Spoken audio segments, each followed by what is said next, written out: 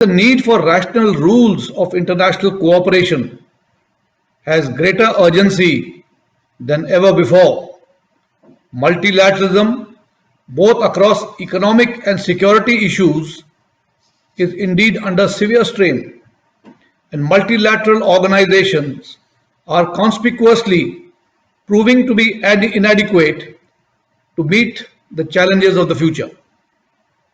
This year, that is 2020, has witnessed a rise in geopolitical tensions. The situation in the Middle East has deteriorated. Russia-US relations are marked by deep mutual distrust. Russia, however, is gradually re-emerging as a key player, expanding its influence and playing a more active role in West Asia and deepening its relations with China. The United Kingdom has gone through Brexit and formalized its exit from the European Union, posing an existential question to the most audacious transnational political economic security arrangement ever conceived. A general political and technological decoupling of the US and China is now appearing inevitable, which is likely to be bitter and, if I can dare say, may become messy. The interplay between the choices of these two countries will shape the prospects of peace and prosperity in East Asia as well as Southeast Asia. To make matters worse, the coronavirus outbreak is having a serious impact on global economy, including ours. The COVID-19 crisis and its numerous fallouts are lacerating the already weakened roots of globalized world order.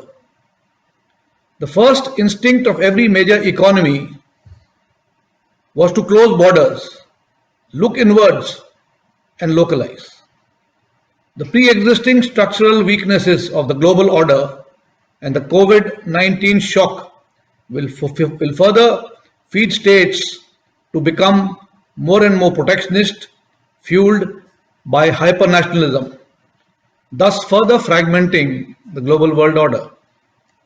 Closer home, Pakistan has continued to remain the epicenter of armed Islamic insurgency and terrorism. For 3 decades now, the Pakistan Army and its intelligence agency, the ISI, known as the Deep State, have been waging a proxy war in Jammu and Kashmir and are now increasingly resorting to non-kinetic means by launching vicious anti-India rhetoric on social media and propagating false communal narratives to create social disharmony within India. Pakistan's current economic crisis, its inability to come out of the FATF grey list, rising religious and ethnic fundamentalism, internal power struggles will push it further into instability in the foreseeable future. China, on the other hand, with its ambitions and emergence as a global power, is already making inroads into South Asia, into the Indian Ocean region, and especially East Africa through the Belt and Road Initiative. Chinese aspirations are evident in the ever-expanding military maritime footprints in the Indo-Pacific, huge investments in the IOR littorals, and entering into strategic partnerships with a number of countries in the region. All this aimed at creating a favorable strategic posture to provide sufficient security to its overseas interests. India's security perspectives would inevitably be governed by the interplay of its domestic imperatives, regional balance of forces, and the global challenges that impinge on its role and capabilities. Our size, resources, potential, our strategic location, our democratic resilience, and strong leadership is fast establishing itself as a regional influential power poised on the threshold of emerging as a major regional and subsequently a global power and power center in the emerging international order. On the diplomatic front, numerous initiatives have taken to hedge the adversary's consequences of the changes that are underway. In the security domain, we have built closer relations with the Quad through defense collaborations and weapon purchases from the US, Israel and France, and joint exercises with ASEAN countries. Our relations with West Asian countries have become even more strategic, with closer ties with Israel, Saudi Arabia, and the UAE. We are already rearranging the geopolitics of South Asia and charting new vistas of cooperation through the neighborhood first policy, leaving aside one incorrigible neighbor. Therefore, what is the concept of our national security? National security is a multifaceted and all-encompassing concept enmeshed with building up of comprehensive national power. Traditionally, national security as a concept was always associated with protection of national or territorial integrity of a nation against external aggression. And as it referred to protection against military attacks, it presented a rather parochial view of our security challenges. This concept underwent a change since the Treaty of Westphalia of 1648, which brought in all the important concept of sovereignty of nations and their equal rights in the rightful place. In today's changed and complex world, security now has a much broader construct that includes geopolitical interests, internal stability, economic as well as social security. It envisages a symbiotic relationship between internal as well as external security, reinforcing the premise that a country's external security posture is organically intertwined to its internal strength. Let us now look at some of the external security challenges that we face. Our nation faces myriad external security challenges. Constant friction with two of our nuclear-armed neighbors, with whom India has fought wars, increasingly acting in collision, poses an omnipresent danger of regional strategic instability with the potential for escalation, threatening our territorial integrity and strategic cohesion. The situation along the line of actual control in eastern Ladakh remains tense, and the PLA is facing unanticipated consequences of its misadventure in Ladakh because of the Indian Defence Forces' firm and strong response. Our posturing is unambiguous. We will not accept any shifting of the line of actual control. In the overall security calculus, the border confrontations, transgressions and unprovoked tactical military actions spiraling into a larger conflict cannot therefore be discontinued or discounted. On the other hand, the unabated proxy war in Jammu and Kashmir being leased from Pakistan, a vicious anti-India rhetoric on the social media, and efforts to create social disharmony within our country have taken the India-Pakistan relations to a new low. The surgical strikes post-Uri terror attack and the Balakot airstrikes have delivered a strong message that it no longer enjoys the impunity of pushing terrorists across the line of control under the nuclear bogey. The new Indian template has injected ambiguity and uncertainty in Pakistan, evident in its media's reports about Indian armed forces reaction if Pakistan-sponsored terrorists cross the threshold of tolerance in any manner. Despite the internal stability, failing economy, international isolation, and vitiated civil-military relations, Pakistan will continue to profess that Kashmir is their unfinished agenda, and the army will continue to raise the bogey of an existential threat from India to justify its disproportionately large strength and need for funds to maintain its war-fighting capabilities. The Indian Ocean remains a zone of peace, albeit one of continued contestation. Of late, we are witnessing a geostrategic competition in the Indo-Pacific, and the race for strategic place and bases in the IOR is only going to gain momentum in times to come. The future world would witness increasing militarization of the key belt and road outposts in the IOR. The perception of vulnerability and power play in the IOR has the potential of becoming a serious security challenge given India's concerns of energy security, extensive diaspora, and business linkages addressed through persistent maritime presence and our intensive diplomacy. Coming on to very briefly on to our internal challenges, the left-wing extremism and growing urban terrorism have also contributed towards vitiating India's security environment. While we have to a large extent been able to bring this under control, yet it continues to remain a cause for concern.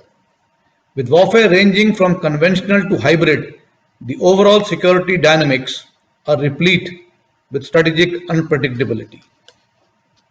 Therefore, let us have a look at the emerging warfare in the years ahead. As far as new forms of warfare in the non-contact domain are concerned, these include information operations, espionage, stealing intellectual property rights, economic inducements, and what else have you, all backed up by clever propaganda and fake news to justify actions that are fast changing the character of warfare. Inimical technology-based propaganda and misinformation campaign over social media and its psychological impact to shape perceptions and further polarization is and will remain a major challenge which needs to be countered effectively.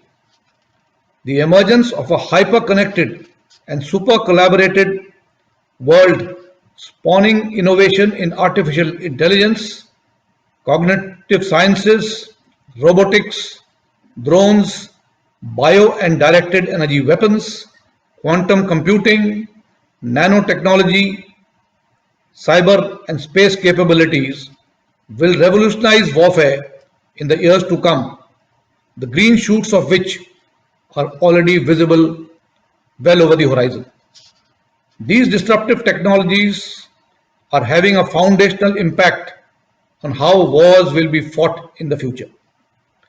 China has been focusing on military transformation and force structuring that blend with the development of disruptive technologies. It has raised a strategic support force that is acquiring capabilities in space, cyber, and electronic warfare domain to conduct an intelligentized form of warfare. In times to come, we shall increasingly witness conflicts that will be without boundaries and across all medium. Therefore, there is a need for transport.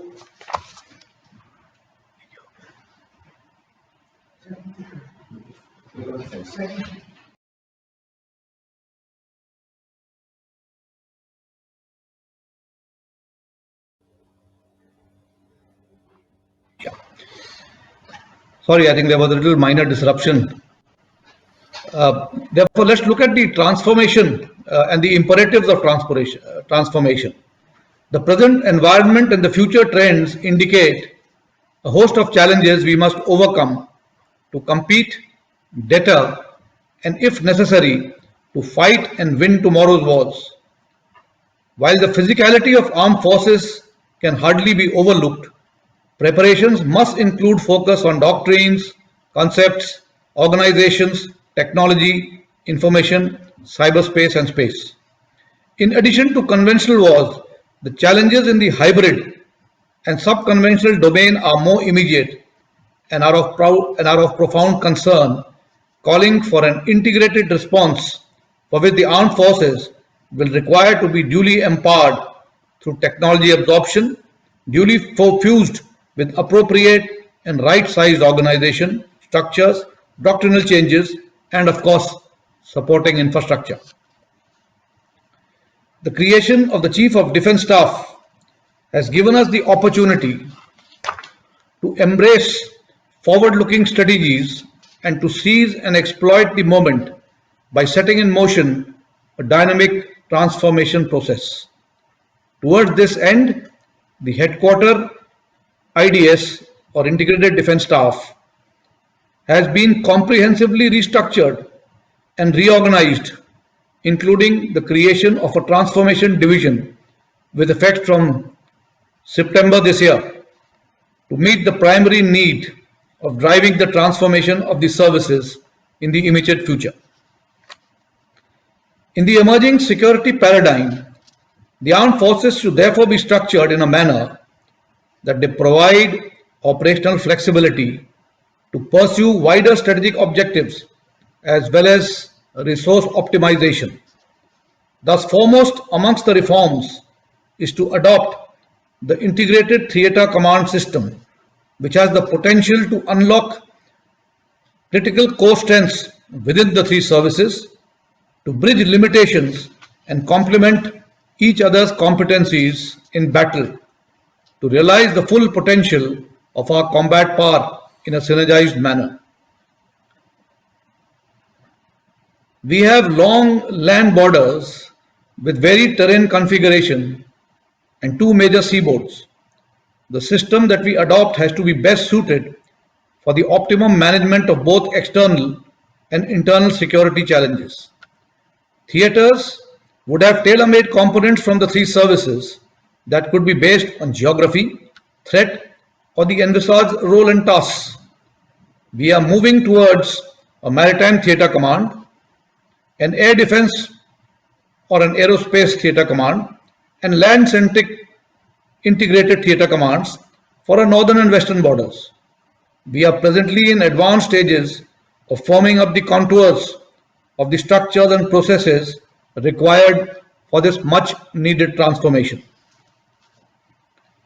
But as far as the Integrated Aerospace Defence Command is concerned, optimum utilization of our AD resources, dynamic management of the airspace, seamless integration of surveillance and communication resources of the three services to evolve a composite real-time air situation picture, target designation and engagement are some issues that have necessitated conduct of air defense operations under a single unified and integrated command and control. A study on the Integrated Air Defense Command is presently underway to prepare a roadmap for integrating all existing air defense resources under one commander. We also need to ensure and bring about jointness in training and our logistic structures. We are therefore examining the feasibility of joint training as also joint logistic structures that would, in addition to the competencies of our services, draw from the strengths of the existing civilian infrastructure by outsourcing some of our requirements while simultaneously incorporating technology and supply chain best practices into our system. This would again ensure economy of effort, avoid duplication, and ensure seamless availability of logistic support when the time so demands. For efficient and optimal management of the allotted budget, Headquarter Integrated Defence Staff has drawn out a framework to enhance integration and jointness in our capability planning. This framework-bound process is termed as the Integrated Capability Development System, or ICADS, and will lead up to the formulation of Integrated Capability Development Plan, or the ICDP. The process has been set in motion in August 20 this year, and the deliverables are expected by mid-2021. As far as defense cooperation is concerned, we understand the importance of leveraging defense diplomacy in building mutual trust, confidence, and partnerships with strategically important countries. Toward this, we are enhancing our footprints in defense diplomacy with suitable accretions in our defense wings of our missions abroad and strengthening their role in defense diplomacy. It would be correct to state that we have done well in military diplomacy to further enhance our national and foreign policy objectives abroad. We also have to now look at indigenization by looking at products that are homegrown and homemade. As India grows in stature, the security challenges will rise proportionately. We must move out of the constant threat of sanctions or dependency on individual nations for our military requirements and invest in building long-term indigenous capabilities for strategic independence and application of decisive military power to squarely meet the present and emerging challenges. The existing segregated nature of defense and commercial industry ecosystem restricts our capabilities and capacities of making defense equipment. Integrating civil and military technological efforts is the way forward towards self-reliance. Cooperation between government and commercial facilities in research and development, manufacturing, maintenance operations, combined production of similar components and subcomponents on same production lines will optimize commercial and defense industrial base to maximize resource utilization and reduce manufacturing and life cycle costs for our defense equipment. The government and the Indian Armed Forces have clearly demonstrated their resolve and commitment to the Make in India Defence Initiative. We are sanguine that in the coming years we shall see our defence industry growing exponentially and contributing to the overall defence preparedness and deliver us with state-of-the-art weapons and equipment, fully made in India. In future, civil-military integration will also hold the key to whole-of-nations approach towards national security. In the wake of contracting envelope of the defense budget, we must look at creating dual-use infrastructure through civil-military fusion. We need to tap into the immense potential of our private industry in the fields of cyber and technology for military applications. We must examine the feasibility of integrating civil-military airports to strengthen aviation safety, airspace management, and combat support capabilities. Satellites for remote sensing and reconnaissance, communications, positioning and navigation must also meet requirements of the armed forces with desired inbuilt encryptions. Dual-use transportation means must be created for transportation of commercial as well as military equipment. Construction of communication towers and electricity infrastructure along with roads, bridges and tunnels in border states must be of specification that facilitate utilization by the armed forces as well. With this, ladies and gentlemen, to conclude, I would say that the security challenges today are outpacing capability building. In such an environment, the question that arises is, how much is enough? A resilient defense planning process needs an interdisciplinary approach to include assessment of environmental realities, articulation of national security objectives, a holistic national security strategy, cost assessment, and specific mission objectives for capability development to meet the 21st century security challenges that lie ahead. Military reforms are a continuous process and requisite steps being undertaken by the government at this juncture are imperative and would serve to accentuate the importance of management of national security in India, backed by resolute hard power, the backbone of which are the Indian Armed Forces and the other security agencies. With these words and thoughts, I wish the National Defence College seminar a grand success, and am sure that the outcome of the previous and current session would suggest way forward towards collectively ensuring national security and defence planning in an era of strategic uncertainty. Thank you, ladies and gentlemen, and Jai Hind. Thank you, General Rawat, for setting the stage of the session, India's security horizon, the coming decade. Now, you shed light on the external and internal threats and the global geostrategic challenges as we move ahead. You also kind of described where we stand as a nation, where India stands as a nation as it proceeds ahead in its planning, its strategy, so that there is a comprehensive structure around it. Thank you very much, General Rawat. Now, let me introduce you to the chair and the panel of this next session, India's Security Horizon, the coming decade. The chairperson, AVM Dr. Arjun Subramaniam, retired, commissioned in the IAF in 1984. He is a fighter pilot from the IAF who is currently a mentor and academic advisor at the National Defence College.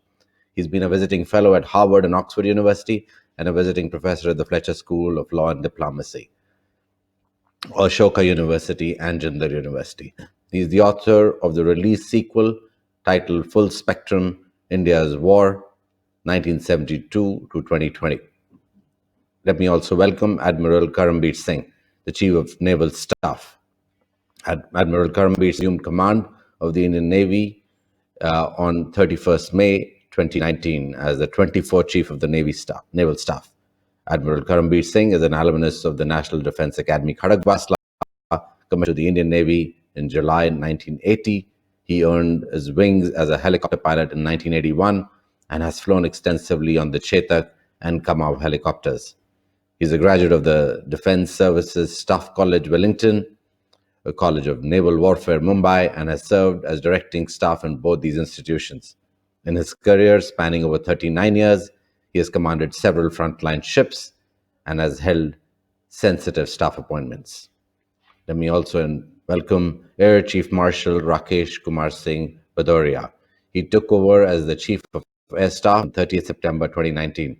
He has over 4,270 hours of experience on 27 types of fighters as well as transport aircraft, and holds the unique distinction of being an experimental test pilot, a Cat A qualified flying instructor, and a pilot attack instructor. He completed his Master's in Defense Studies from Command and Staff College, Bangladesh. During his illustrious career, spanning almost 4 decades, the Air Chief Marshal has held a number of significant field and staff appointments. He is widely regarded for his intellectual orientation besides his flying and leadership skills. Let me also welcome Lieutenant General S.K. Saini, the Vice Chief of Army Staff. Lieutenant General S.K. Saini was commissioned into Jat Regiment in June 1981 and has varied command and staff experience. He's been a senior directing staff at the National Defence College, New Delhi, and Commandant of the Indian Military Academy. In his appointment as the GOC&C, he steered transformation of the operational philosophy of the Southern Army to overwhelm the emerging threats and validation of many new concepts. He's a graduate of the Army Command and Staff College at the Staff College, Camberley, UK, and has studied at the Royal College of Military Sciences, Shrivenham, United Kingdom. He holds 3 master's degrees in Defense and Strategic Studies and has written extensively in various journals, magazines, newspapers, and presented papers on various security-related issues at national and international forums. Also joins us today is Mr. Ajay Kumar Bhalla. He is the Union Home Secretary. Mr. Bhalla joined the Indian Administrative Service in 1984, a postgraduate in science from University of Delhi and MBA from University of Queensland, Brisbane, Australia. He is the Union Home Secretary since August 2019. Prior to assuming charge of as the Home Secretary, Mr. Bhalla served on several critical appointments as Secretary, Ministry of Power, Director General of Foreign Trade, Additional Secretary, Department of Commerce, Additional Secretary, Ministry of Coal.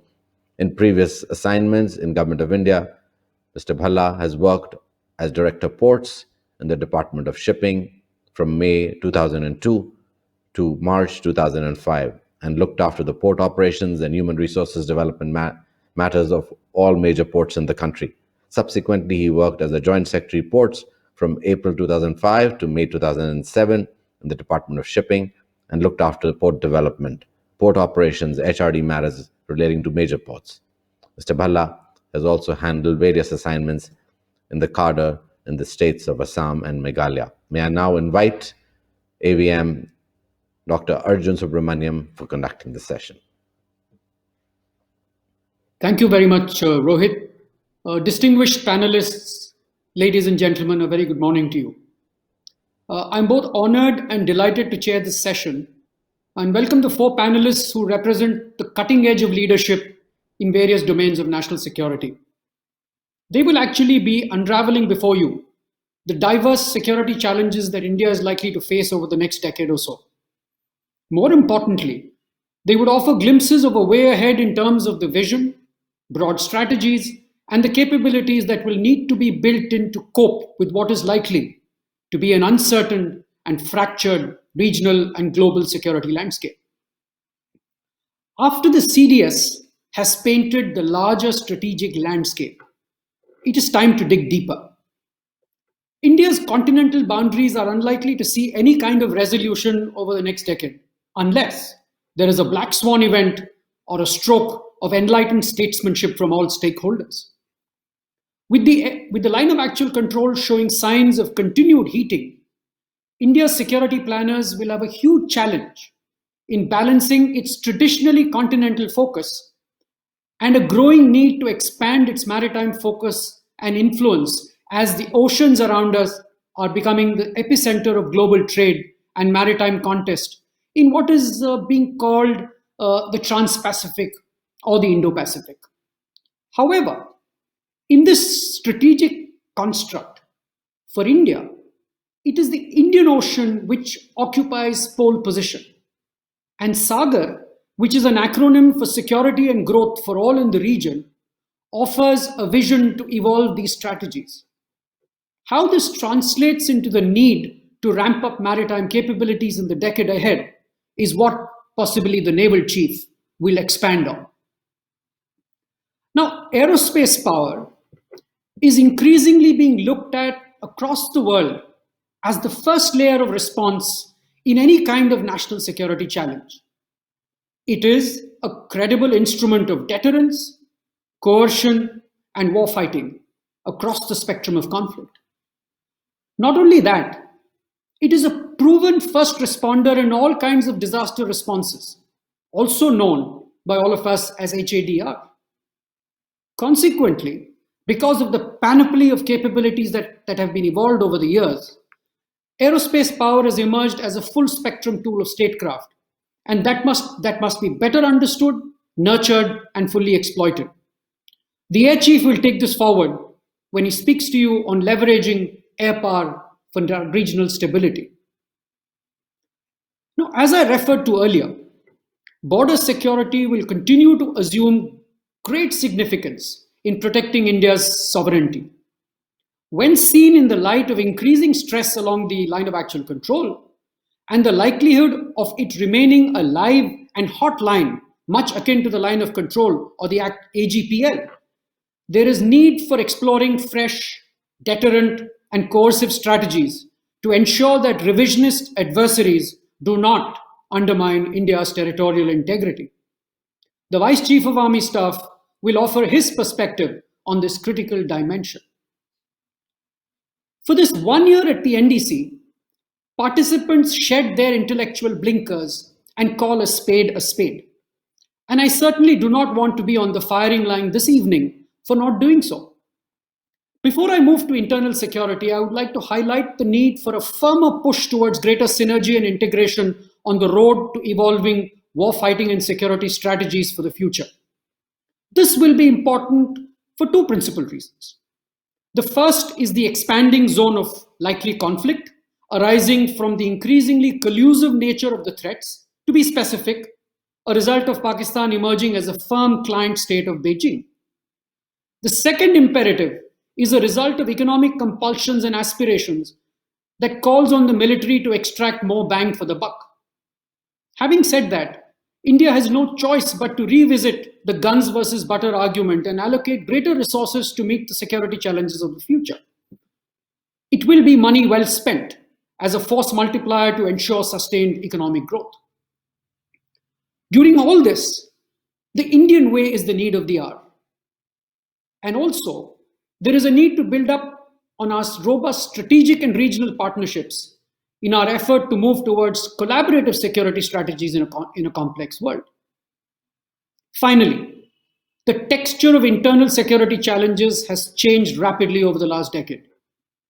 While our counterinsurgency, counter-terrorist, and counter-infiltration strategies, accompanied by the strategy of winning hearts and minds, have paid handsome dividends, the nature of threats is rapidly changing.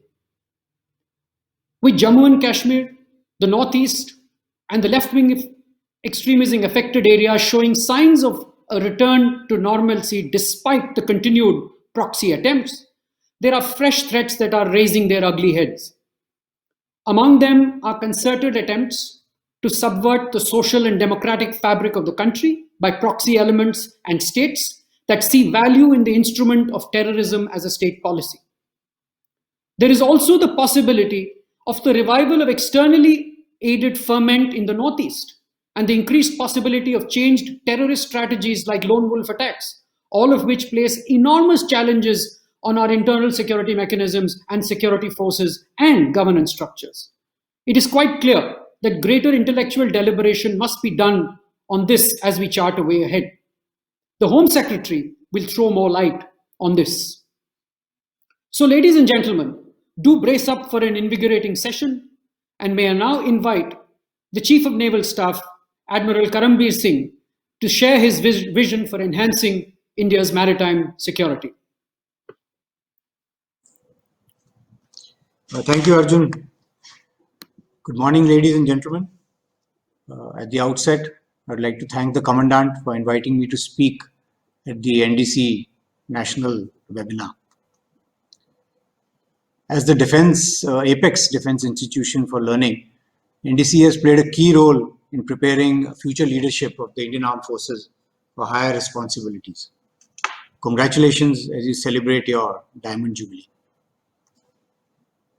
Over the next 15 or 20 minutes, I'll share my thoughts on Sagar, charting India's maritime security. That's the topic that has been given to me.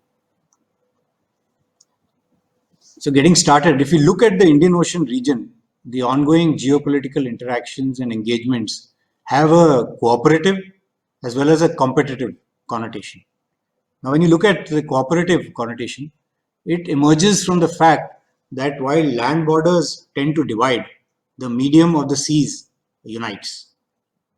And most nations have a core interest in keeping the seas free for commerce, which is ultimately focused on assuring greater prosperity for its citizens.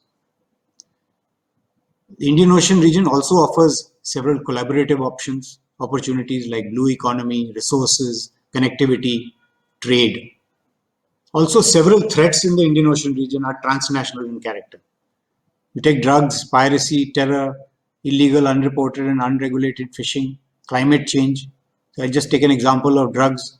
Drugs are cultivated in just north of Pakistan, start from the Makaran coast, head to the east coast of Africa, which is and then move eastwards through the Vanilla Islands, through Maldives, Sri Lanka, and come to India.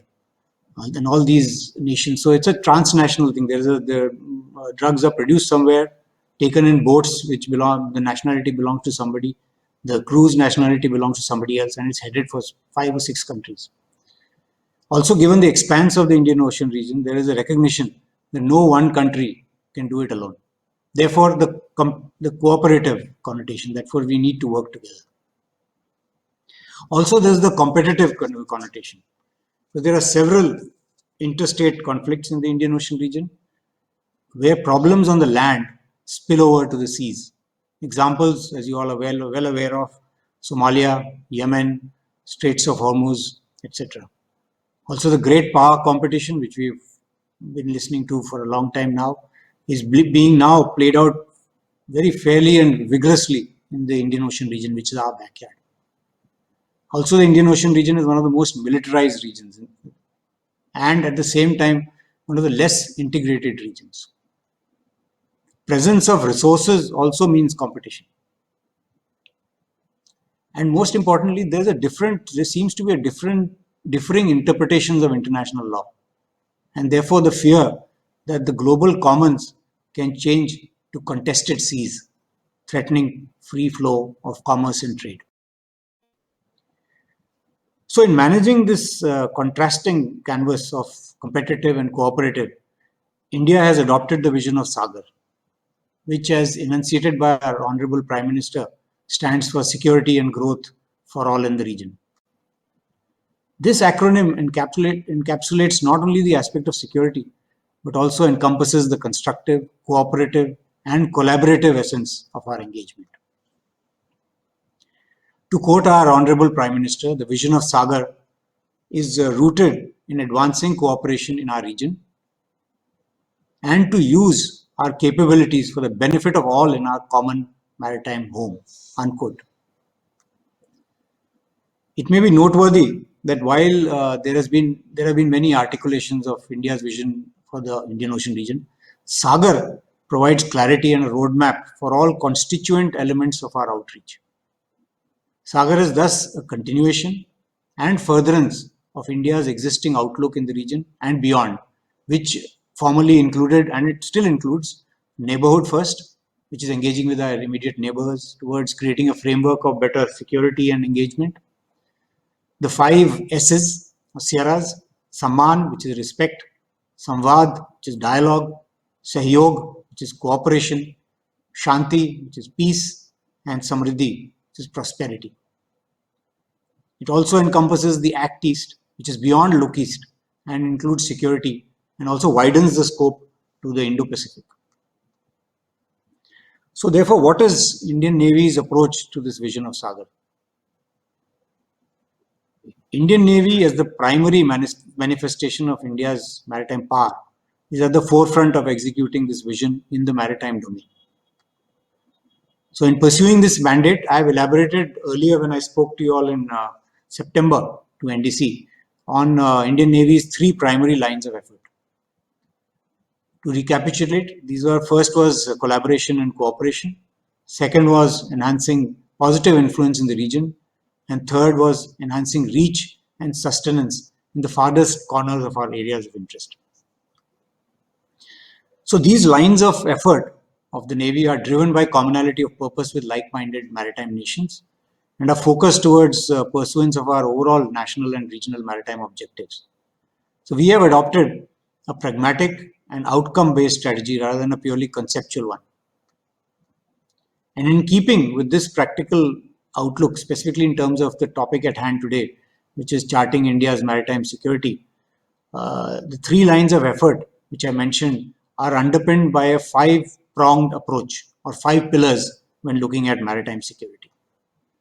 And this is best represented by the acronym TIDES, TIDES, which in any case is part of Sagar because tides are always part of the sea, and encompasses the T, which is trust; I, which is interoperability; D, which is domain awareness; E, which is enhanced engagement; and S, secure seas. So I'll start with the T, the trust. Creating an environment of trust in the IOR is the basic building block of our engagement. 3 elements underscore the concept of trust. Firstly, our engagements are based on viewing each of our maritime friends as equal partners in the effort to ensure collective security. Towards this, the aim is to promote something we call collective maritime competence in the region. If you remember the Pandavas, they had different skills. One, Yudhishthira was a statesman, Bhim had strength. Arjun, not the Arjun who is sitting here, but skill and focus in warfare and so many other things. So similarly, each IOR littoral brings something to the table. expertise in particular discipline, experience, geography, location, assets. So aim is to collectively forge regional solutions to regional challenges through collective maritime competence. Secondly, when we talk of trust, we are focused on issue-based convergences because convergence leads to cohesion and cohesion will lead to cooperation. As our External Affairs Minister had said, and I quote, faced with global regimes and coalitions, India chose to turn to more energetic diplomacy. We recognize that we are entering into a world of convergences and issue-based arrangements. And third, of course, is to engage in mutually beneficial and non-predatory approach, inclusive approach to our foreign cooperation. We want to offer solutions that are suited to the host nation and not through debt trap or checkbook diplomacy. So trust as the quintessential building block leads to all others. It helps to develop understanding, shape a cooperative outlook, and this is an important activity that occupies us in peacetime. Because we recognize that trust cannot be surged. It needs patient, committed, and long-term engagement. The second pillar of TIDES is interoperability. Why interoperability? Because first, there is a need to be interoperable, which helps to pool assets and capabilities to counter challenges that are often transnational, as I explained earlier. Second, through this, we learn from each other, share experiences and best practices. And as I mentioned, each one brings something to the table. So when we all operate together, we all benefit. And thirdly, when we operate together, it helps build trust and friendship, binds us as a community. So how does the Navy do it? One way is to conduct regular bilateral and multilateral exercises, not only with the IOR littorals, but also with other like-minded maritime nations with legitimate interests in the Indian Ocean region. Another way is PASSEXs or passage exercises or exercises of opportunity. We want to make chance interactions on the global highways at sea more meaningful. And of course, by developing common standard operating procedures for areas of mutual interest. This helps forge interoperability. For example, in the IONS construct or Indian Ocean Naval Symposium, we have a HADR SOP. So if there is an HADR situation, all the IONS countries can work together to a common SOP. And of course, we have regular subject matter exchanges on operational issues. So these engagements have led to a better understanding and better interoperability between navies of the region and has enhanced comfort levels in operating together at sea. The next pillar is domain awareness, the D in TIDES.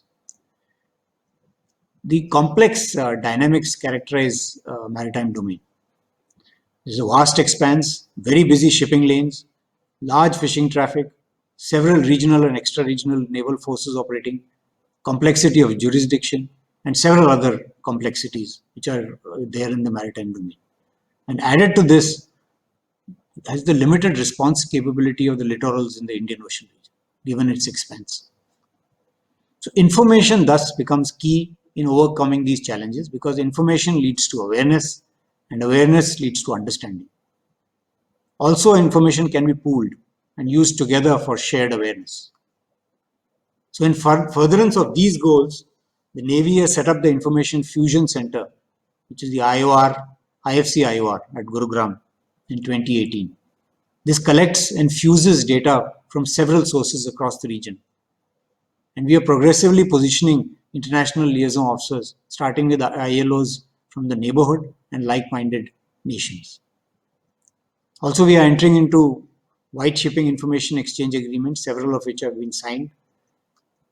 We're setting up coastal radar stations in all the littoral, which contributes to enhanced domain awareness. And these cooperative actions towards collective domain awareness helps better response capability at operational and tactical levels. The next pillar, or the fourth pillar, is the enhanced engagements. At the strategic level, India is actively engaging nations in the IOR under the ambit of government initiatives such as Act East policy, ASEAN, ADMM+, IORA, etc. And recently, you'll be happy to note that India has become an observer at the IOC and the Djibouti Code of Conduct. This provides framework for meaningful and constructive dialogue and also forms the basis for enhancing Navy's engagement with like-minded maritime nations. At the operational level, some important cooperation initiatives of the Navy are, as I mentioned alluded to earlier, IONS. It's slightly over a decade old, started in 2008, yet it has made significant strides in promoting collaborative engagements. And as I mentioned, it bridges the gap of the limited integration in this region. So there are several IONS working groups like on HADR, on maritime security, information sharing and interoperability. And the Indian Navy has led the formulation of the IONS on HADR. And as I mentioned, the guidelines for IOR littorals have been accepted by all member states. We also have something called the Goa Maritime Conclave to engage people, constructive dialogue amongst neighborhood navies. It was first held in 2017 and held once in 2 years. We have made it outcome oriented. We focus on issues that we need to tackle on priority. And there are smaller groups for focused consensus. Enhanced engagements also encompass efforts to increase mutual reach and sustenance so that like-minded nations can come together in times of need. So some examples are standing arrangements for faster OTRs or operational turnaround of assets, standing logistics agreement with major navies for better interoperability, and operation of surface or air assets from each other's bases and access facilities. So in sum, we are continuously working to forge closer engagements amongst IOR littorals. And the last and the final pillar is the S of tides, is secure seas. And the prime example of ION's efforts to ensure secure seas are mission-based deployments, in which fully mission-ready ships are deployed in important locations of the Indian Ocean. There are several advantages. First is we are remain poised for rapid response in any situation. By operating there, we increase familiarity with the area of operation. Also, we assure friendly nations through rapid response that we are ready to assist when called upon. And that sums up credibility. If you are there when they require you, that is called credibility. So Indian Navy patrols of exclusive economic zones on request of host nation is another example, and regular coordinated patrols with littorals like Myanmar, Thailand, Indonesia and Bangladesh is another. So eventually the aim is to be the first responder and preferred security partner for the Indian Ocean region littorals. So having enunciated this concept of tides, I'll just conclude by saying that we all know that military planners will seldom have all the resources they need. And Indian Navy is no exception. But we are always ready and willing to share what we have for the benefit of our maritime neighborhood. The Indian leadership has clear recognition of the importance of the maritime domain, and accordingly, India is actively engaging with the maritime neighborhood. For the Indian Navy, operating farther and outward from Indian shores in step with our country's national interests is a strategic imperative and a necessity. And the vision of Saga frames the foundation and influences our approach to a free, open and inclusive maritime spaces so that every nation in the region is free to pursue their socio-economic prosperity for their citizens. And finally, the Indian Navy will continue to work towards enhancing maritime engagements and create a virtuous cycle that would benefit all maritime nations in the Indian Ocean region. Thank you very much.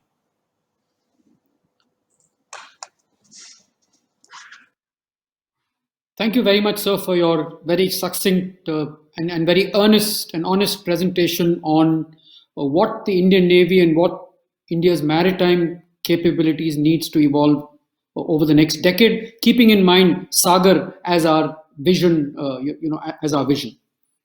Now, before we move on to the next speaker, I'd like to just highlight 4 or 5 critical issues that the Naval Chief brought out that all of you would do well to mull over. The first is this issue of collaborative and competitive environment in the Indian Ocean region, which is bound to continue. The second is the importance of transnational threats. And the increasing number of transnational threats means that the Indian Navy has to be increasingly vigilant across the spectrum of conflict. The neighborhood focus is at the center of the Prime Minister's Sagar vision, and Sagar is visionary and expansive in its texture and allows the Indian Navy to build capability to fit into that construct. Reach and sustenance, to my mind, is amongst the most important capabilities that the Indian Navy is aspiring to create. And I think that is something that must be supported. Outcome-based strategies. Okay. Outcome-based strategies is another thing. And finally is tides. Before we commence the next session, I would like to announce a short tea break, and we will meet after the tea break for the talk by the Chief of the Air Staff. After 15 minutes. Thank you very much for your patience, ladies and gentlemen.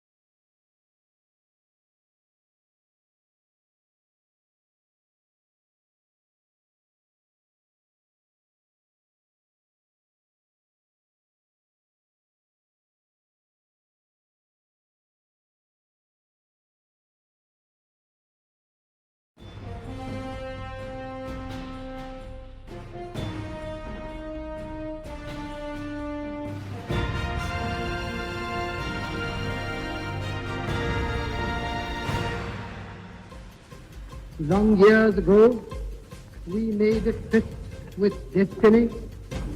At the stroke of the midnight hour, when the world sleeps, India will awake to life and freedom.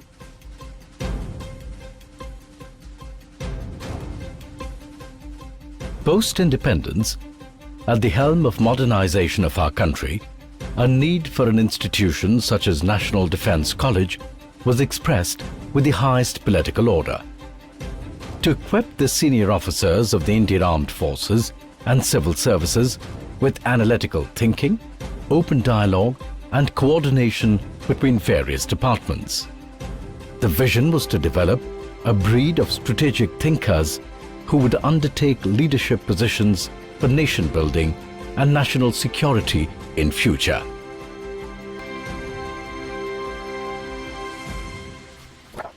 Situated centrally in the national capital New Delhi, the college was established during the modernization phase of India in the year 1960. NDC functions directly under the Ministry of Defence.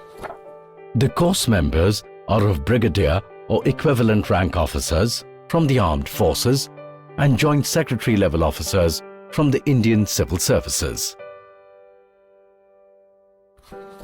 So far, 69 countries from across the globe have participated in the NDC course.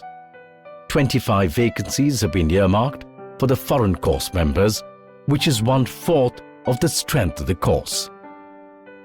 Each study module follows a structured methodology for gaining a comprehensive understanding of the syllabus, which over the years has been constantly updated. Can China act as a moderating factor, notwithstanding all the differences which there are between China and India? I think it's something which we should never rule out. The most important learning is imparted through talks and panel discussions by carefully selected speakers, which include heads of state, ambassadors, ministers, service chiefs, leading economists, industrialists, brilliant scholars, and leading subject matter experts. I want to choose Kumar. Mission in Nigeria. We had missions in Botswana. So much so that the army of Nigeria has largely been trained by us. A short tea break in between gives the course participants an opportunity to have a more personalized interaction with the speaker. Further learning is imparted through the medium of group-based research. For every study module, the course is divided into 7 integrated analysis groups under the mentorship of the senior directing staff. The theoretical knowledge is supplemented by learning on ground through focused study tours. These tours are intrinsic to the course curriculum. To spread the learning, each group on return shares their knowledge and experience gained with the whole course through presentations.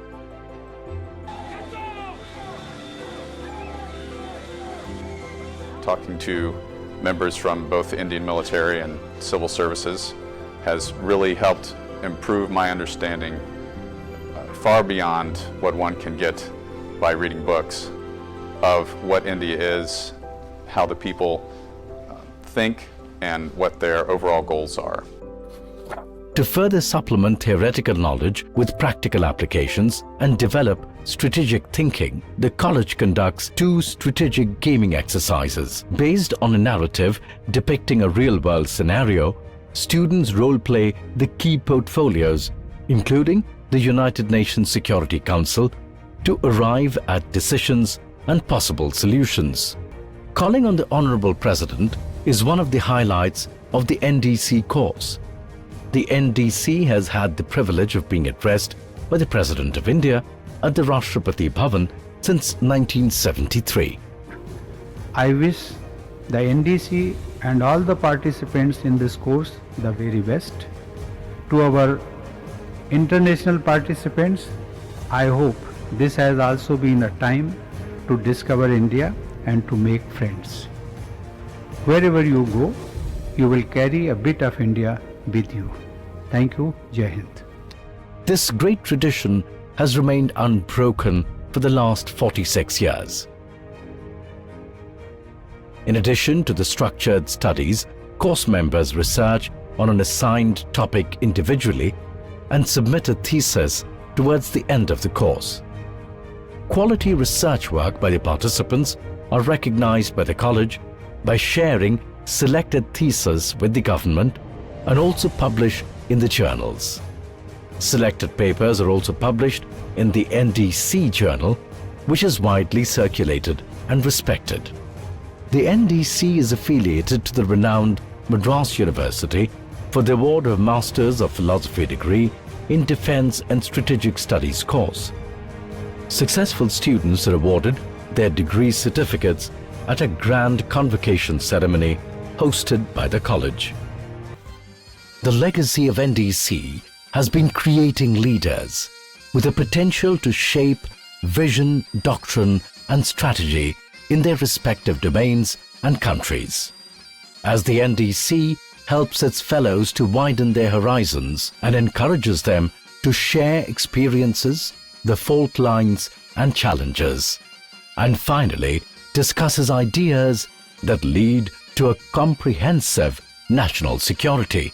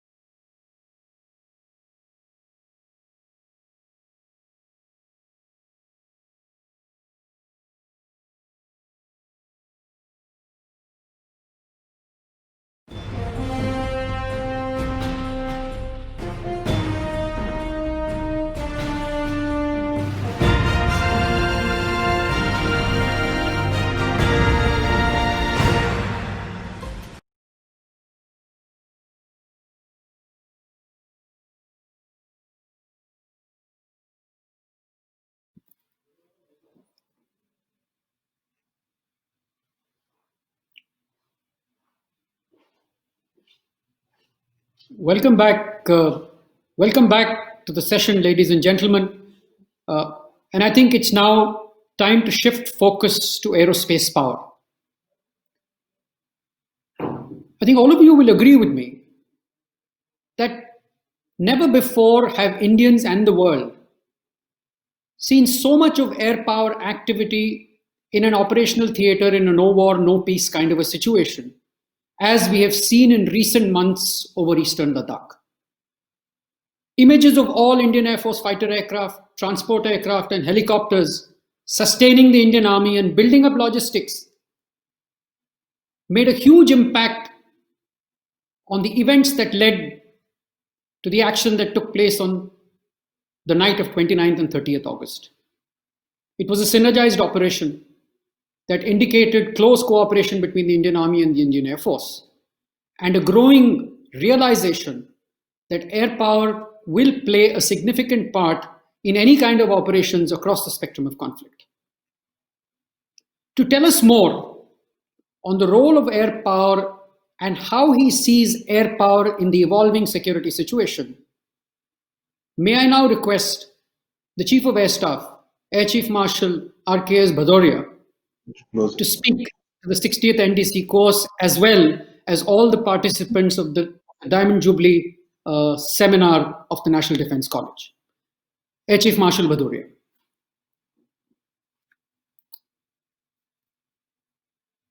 Chief of Naval Staff, Vice Chief of Army Staff, Home Secretary, Commandant NDC, AVM Subramaniam, distinguished guests, ladies and gentlemen, a very good morning. At the outset, I would like to congratulate the National Defence College on its Diamond Jubilee. As the foremost strategic level institution in our country for senior military and civilian officers, NDC has been instrumental in fostering a better understanding of India's worldview and has pioneered in the evolution of strategic thought and national security policy in our country. So I thank NDC for inviting me to be a part of this webinar and share my views with such a distinguished audience. I'm here to speak on leveraging air power for regional stability, and considering our region, there could not have been a more opportune time for discussing air power and the role it will play in any future scenario. Nation states who have succeeded in attaining a great power status did so by achieving dominance over the creation and employment of military power. Military power in that sense is one of the most important components of comprehensive national power, since it is essential for ensuring deterrence and providing the instruments to a nation for securing its interests. Therefore, if we as a nation aspire for peaceful growth and contribute to regional stability, we have to continue to intelligently enhance our military power, particularly in view of the clear and present security challenges that are manifesting along our borders and in the near abroad. The world is witnessing a turn of events where we find a rule-based international order challenged by a complex interplay of global forces. It is clear that a policy of contestation is preferred over traditional tenets of cooperation and collaboration by some countries. As India moves ahead in these unpredictable times and navigates its way through the shifting plates of global politics, fundamentals that guide its engagement with the rest of the world are undergoing a considerable change. A recalibration of our national security policies has prompted this change, and it is based on a clear understanding for a need to secure our national interests through a firm, bold strategy in matters of national security. Moreover, besides securing its interests, India has an increasingly important role to play as a net security provider in the region. Coincident with growing military capabilities, the country has seen a convergence with the like-minded nations within our immediate neighborhood, in the Indian Ocean region, Indo-Pacific and beyond. Defense cooperation forms the cornerstone of our engagement with partners in this vast geographic expanse. In concert with our diplomatic corps, the Indian Armed Forces have been shouldering their responsibilities of strengthening bilateral partnerships for peace and security, while providing succor through HADR missions from time to time whenever required. Air power is playing a pivotal role in these endeavors, since it is best placed to handle dynamic requirements that emanate from ever-present traditional as well as non-traditional security challenges in our region. The inherent flexibility that air power allows prompt response options within a very narrow time frames. The freedom of maneuver provided by air and space capabilities enables us to exert influence in a sustainable and easily scalable manner while minimizing collateral damage on the ground. And this effort at minimizing collateral damage has undergone a huge change in the recent decade. Therefore, we must recognize that the importance of air power is only increasing, and it is emerging as an effective and critical tool of state policy. In the past, the rise and fall of nations was dictated by the size and prowess of their armies and navies.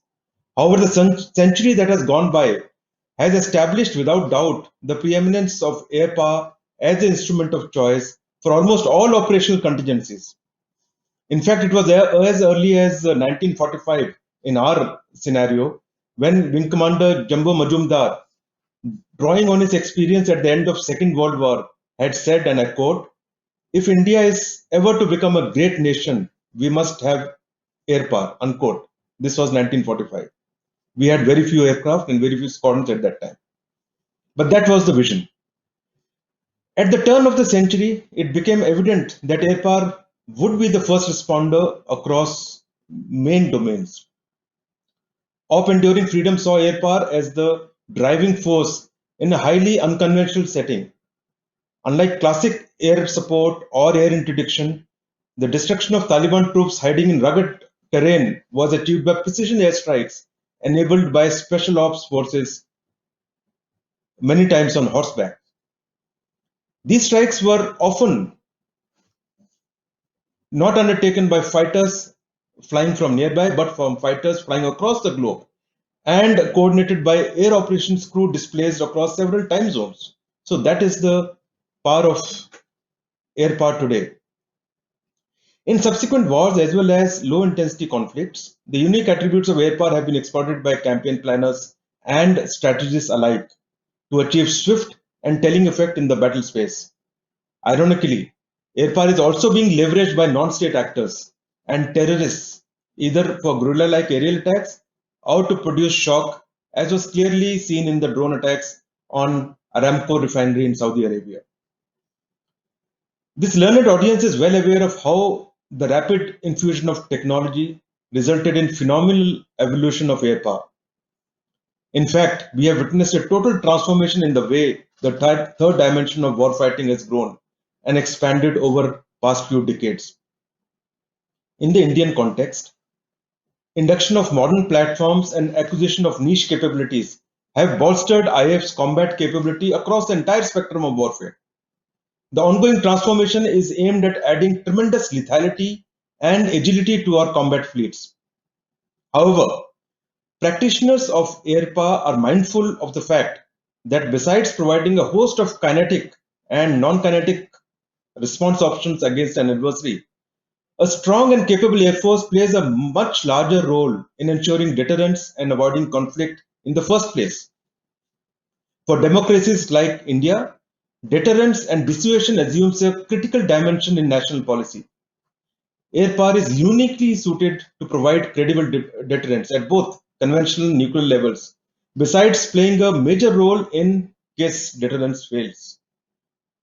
Therefore, air power allows us to maintain a balance of power and, when required, alter it to our advantage.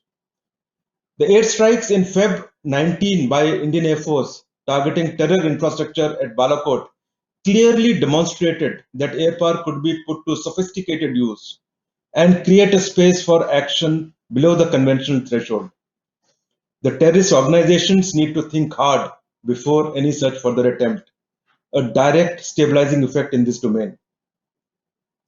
Over past few months, the proactive deployment of our offensive capability in response to developments in the eastern Ladakh, both in terms of swift deployment of air assets as well as rapid airlifting of our army combat elements, demonstrated IF's op readiness today, the capability and the nation's resolve to employ air power if the need so arises.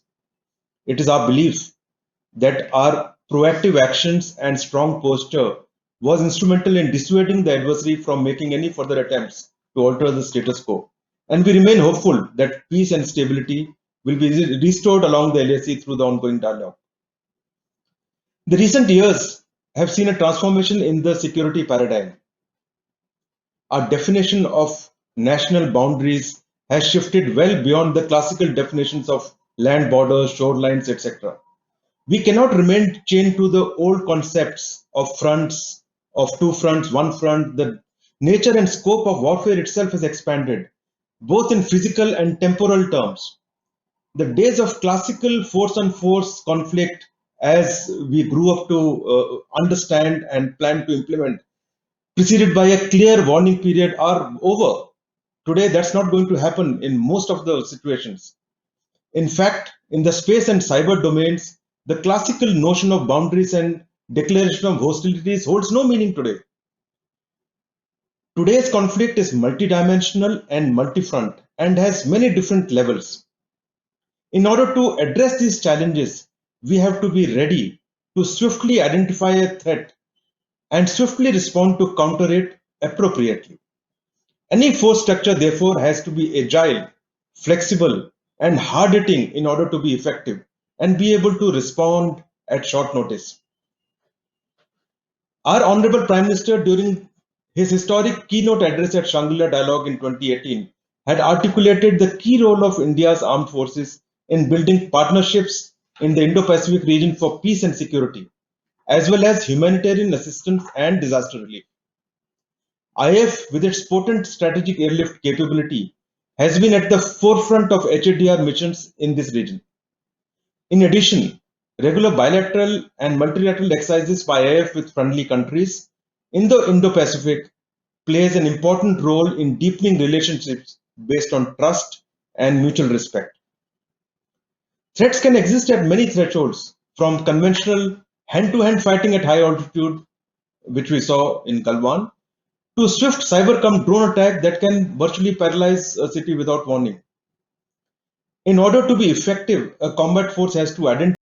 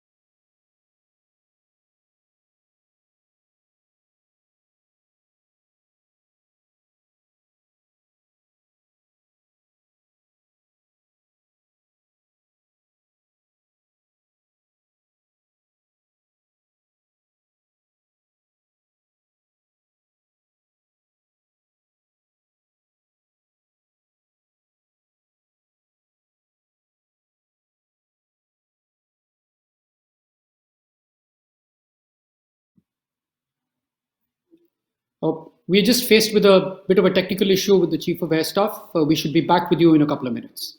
Please bear with us.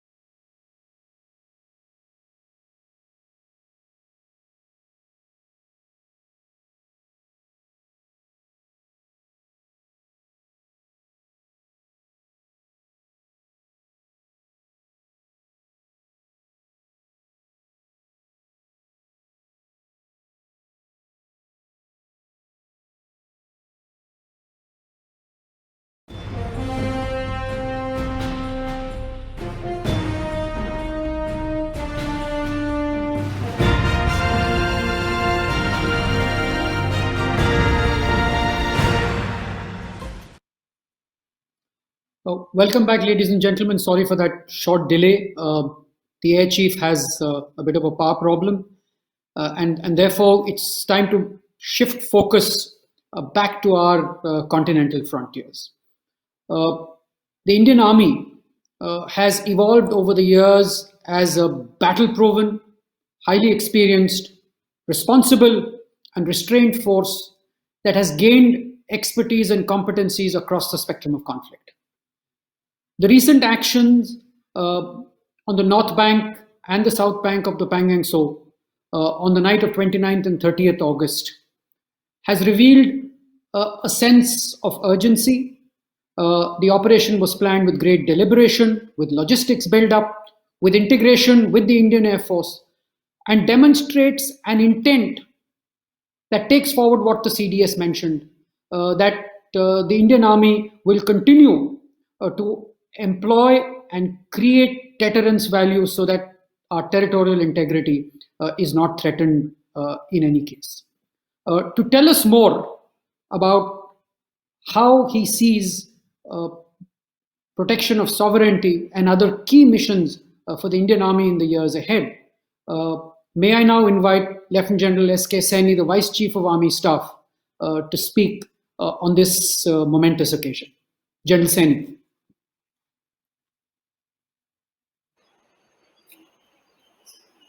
Commandant, NDC, CDS, chiefs, faculty, course participants, and not to miss out AVM, Subramaniam, we were colleagues together at the NDC. I am indeed happy to be part of the Diamond Jubilee webinar of the NDC. What I am going to do is briefly touch on the historical perspective and national security issues in general, so as to contextualize the security of our borders. Our national security objective is essentially to provide an internal and external environment conducive for unhindered socio-economic development. The key word here is unhindered, and the challenge is to identify the likely future hindrances and then have the necessary elements of national power, which includes military power, to deal with these challenges. Unsettled borders are an inheritance of undivided India. Amid the upheaval of partition, accompanied by violence and effort of seeking integration of more than 550 princely states and war with Pakistan over Kashmir, the British bequeathed to India official maps that were in many cases borderless. With such substantial territorial baggage, we have not been able to resolve all the disputed borders. Moreover, our inability to fully secure our borders since independence has resulted in conflicts in 47, 48, 62, 65, and 99. The worst border crisis in recent decades along the eastern Ladakh border has again substantiated the challenges that beckon us if we do not secure our borders. Therefore, unsettled borders is the biggest security challenge faced by India. As security is a precursor to long-term peace, stability, and development, securing India's disputed and porous borders is thus a national imperative to attain the goal of achieving our rightful place in the Comity of Nations. India shares land borders with 7 countries, and different sectors pose different threats, challenges, and peculiar complexities. The nature of our borders vary from one state to another. While we have a heavily fortified and active line of control, glaciated AGPL, largely peaceful IB sector, and unresolved Sar Creek maritime boundary with Pakistan, the border with China is unsettled and complicated. The borders with Nepal and Bhutan are largely open and benign, while the borders with Bangladesh and Myanmar are settled but prone to infiltration and smuggling. Securing borders in contemporary world need not be looked through the narrow prism of security in military parlance.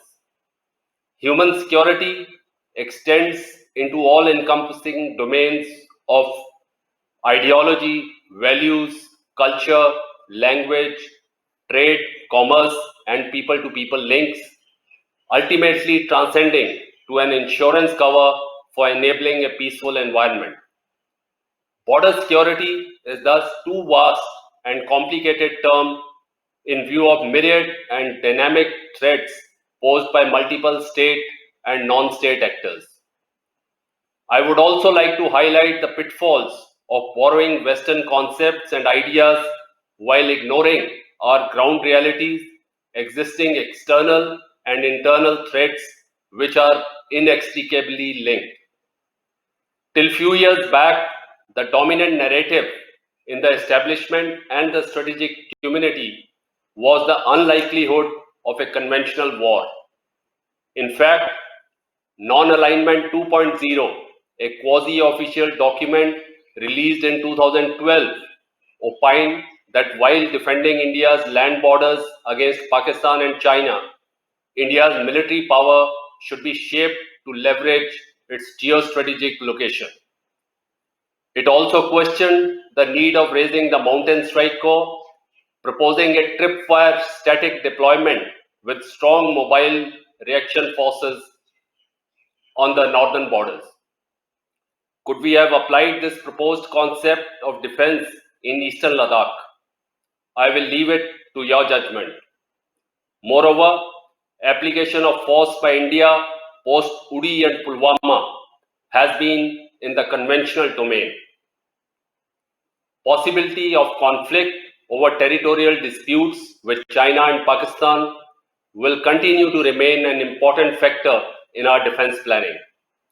While conventional military threats from other neighbors are virtually non-existent, non-traditional threats from the neighborhood could manifest in our border and coastal areas. Non-traditional threats like human and arms trafficking, narco-drugs trafficking, illegal illicit trade, fake Indian currency network, illegal migration, refugees inflow, do pose challenges to national security. In fact, special focus should be on securing all our borders, whether maritime or land. Maritime domain being away from the public gaze is considered less significant. However, our close proximity with major sea lines of communication, energy routes, and new contestation of resource-rich territorial waters and EZ cannot be neglected. Indian Army's responsibility lies in defending the territorial integrity of the country and physical guarding of land borders, a vital task, especially when the internal threat is potent and borders are active. Let us look at the concept for execution of this task. The concept of borders in disputed areas is based on the inviolate principle of no loss of territory.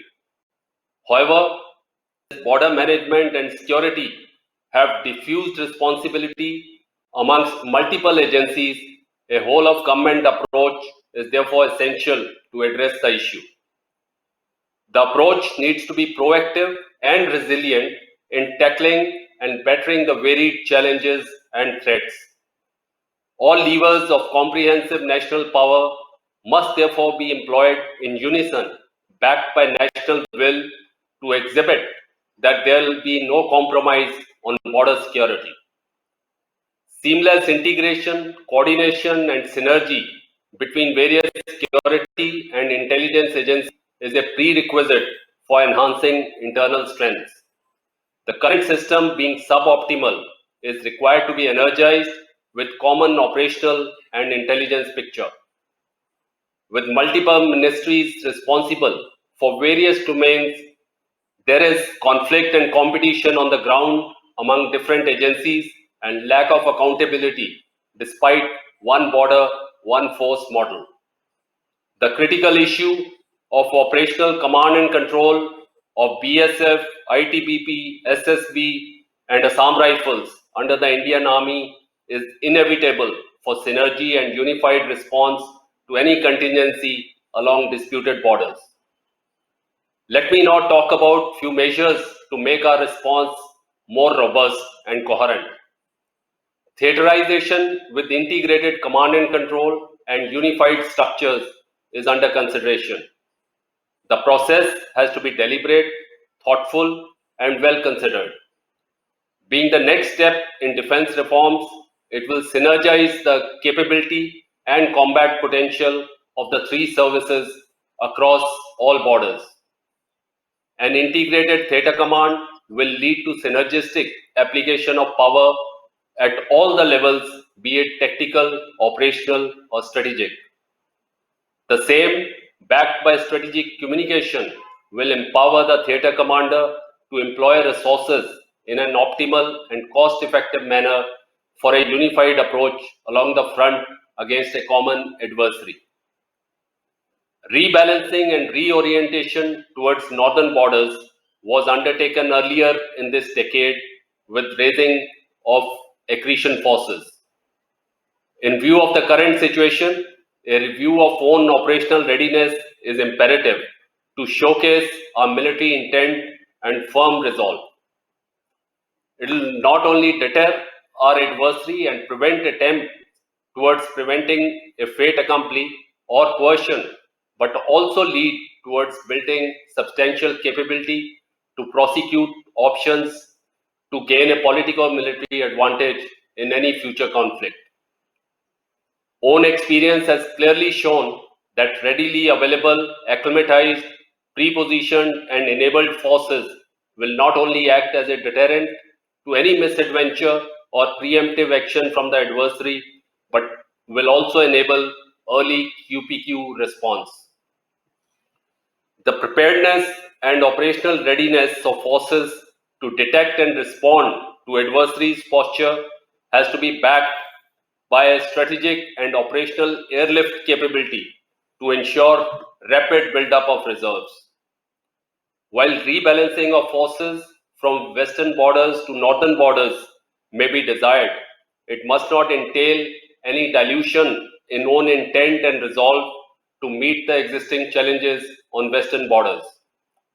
Robust counter-infiltration posture along the line of control, strong counter-terrorist grid in the hinterland, and punitive response capability across the front need to be maintained to respond to any misadventure. IBGization process to configure lean, agile, integrated, and potent forces to achieve the desired outcomes is a step in this direction.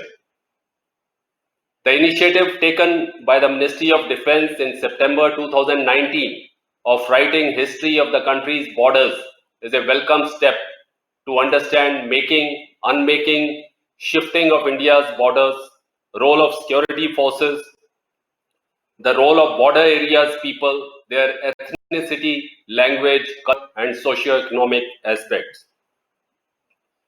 Innovative technology and infrastructure have to be leveraged. Harnessing of modern dual-use technology, advanced sources, both space and ground-based, multi-layered military unmanned autonomous sensors for digitization of frontiers, and smart border management systems are an imperative. However, efforts must achieve a balance and compatibility between boots on the ground and technological solutions. Use of big data analytics, artificial intelligence, common database, a common GIS, communication, digital networks, biometrics technology, and non-invasive measures like full body scanners and X-ray units must be deployed.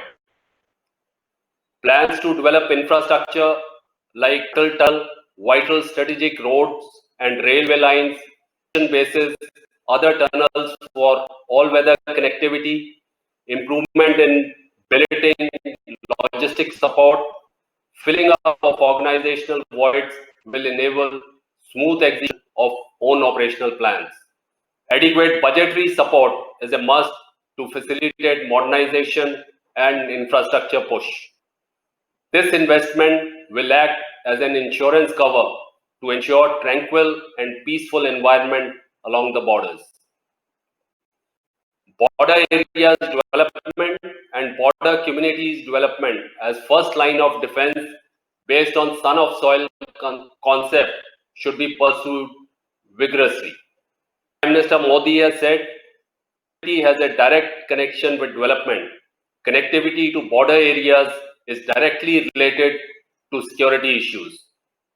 In conclusion, I will reiterate that securing borders is not about nationalism. It is for survival of our state, our national values, and the very idea of India itself. It is also a critical imperative to achieve the goal of becoming a 5 trillion economy by 2025. I will end by quoting T.R. Fehrenbach from his book, This Kind of War. I quote, "You can fly over a land forever, you may bomb it, atomize it, pulverize it, and wipe it clean of life.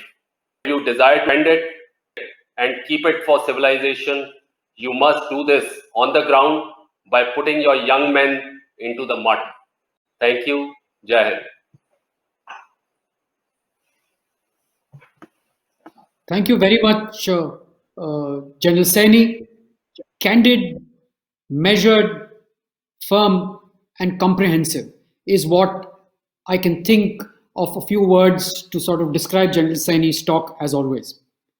A couple of quick issues that he flagged that I felt that I must reiterate. He talked about conflict, competition, and turf wars between agencies that are involved in border protection. I think this is an area that needs continuous discussion if we are to secure our borders in the years ahead. He talked about unhindered and unsecured borders. And the first thing that comes to my mind is this concept of 24/7 and 365 days a year operations that the Indian Army, supported by the Indian Air Force, is engaged in along our borders.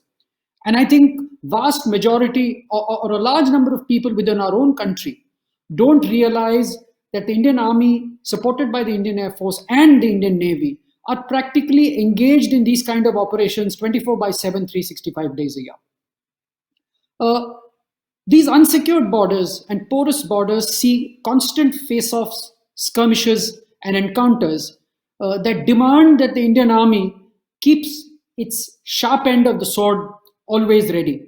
And that came out very, very clearly as to what the Indian Army needs in order to ensure secure borders. And finally, I would like to reiterate the importance of a whole of government approach. Because it is only with a whole of government approach that we can make the transition from being resilient and proactive to also adding on prevention and preemption as some of our strategies to keep our borders secure. Now, with that, ladies and gentlemen, I'm sort of pleased to mention to you that the Chief of Air Staff is back online, and may I now request Air Chief Marshal Badoriya to please continue with his talk where we left off and add on to the wealth of wisdom that all of you are hearing. Air Chief Marshal Badoriya.